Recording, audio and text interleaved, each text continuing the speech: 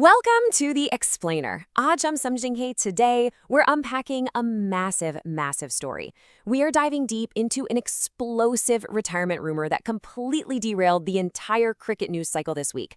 If you've been anywhere near social media lately, you know exactly what I'm talking about. We've got a legend of the game, a beloved captain, and a ticking clock. So grab a seat because we are about to separate the hard facts from the wild fiction. Okay, let's just dive straight into this massive question. Is the Lord's ODI, specifically the match scheduled for July 19th, 2026, going to be Rohit Sharma's absolute final bow in one-day international cricket? This exact venue and date literally set the internet on fire over the last few days. Everyone was freaking out, asking, wait, is this really the end of an era? All right, Section 1, the Lord's retirement rumor and the bombshell report. To figure out how we got here, we've got to trace the origin of the rumor. A total bombshell of a report surfaced, claiming that Indian selectors actually had an explicit sit-down conversation with Rohit. And the message? It was clear and it was ruthless. This is your last game. That's it. This game is over. I mean, wow. Former Indian cricketer and commentator Akash Chopra expressed absolute shock when discussing this rumored conversation. As Chopra pointed out, no matter how beautiful a story is, it obviously has to end at some point. But being told point blank that your time is up, that's a really tough pill to swallow for any player, let alone an absolute legend. Now, you might be asking yourself, why did everyone take this one single report so incredibly seriously? Why the immediate panic? Well, you've got to consider the track record of the journalist behind the story, Devendra Pandey from the Indian Express. He is insanely well-connected, especially when it comes to Rohit. And as the experts quickly pointed out, Pandey is right like 9 times out of 10. When he reports a development of this magnitude, it historically turns out to be the reality. That level of credibility is exactly why this rumor just grew wings instantly. Moving on to Section 2, why the rumor made sense, age, form, and future. So, why did a rumor about Rohit being forced out make so much logical sense to analysts and fans? Well, it wasn't just some blind guess. First up, consider the biggest factor here, his age. 39. Rohit Sharma is currently 39 years old. Historically speaking, no Indian player has ever played one-day international cricket for the country at this age. And remember, the next World Cup is in South Africa, and by the time that tournament actually arrives, Rohit is going to be 40. At that age, as the pundits noted, you can't just rely on your batting anymore. You have to be impeccably fit so you aren't a liability out there in the field. Then, we absolutely have to look at the immediate reality on the pitch, specifically his recent, honestly kind of scratchy form against England. In the first match, he managed just 11 runs. In the second match over at Cardiff, he scored 26. But it wasn't just those low numbers. It was the manner of his batting. He got dismissed in the 18th over, playing this unusually slow, cautious, and conservative style. He was visibly struggling against the short ball, and the pull shot, which is usually his bread and butter, just wasn't clicking. It just didn't look like the Rohit Sharma he used to single-handedly destroy bowling attacks in the power play. And this brings us right into an intense generational clash.